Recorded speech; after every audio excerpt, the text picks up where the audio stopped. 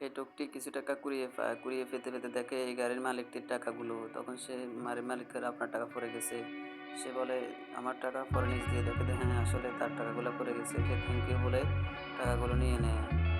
তারপর কিছুক্ষণ পর দেখে বৃদ্ধ লোকটি একটা রুটি, পাড়া রুটি কুড়িয়ে খাচ্ছে।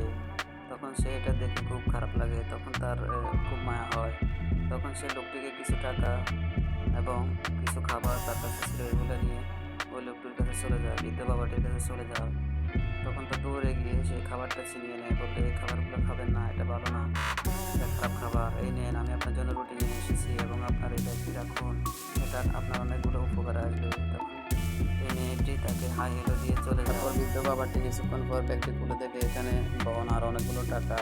তারপর তাকে সেলুট জানায় এবং সম্মান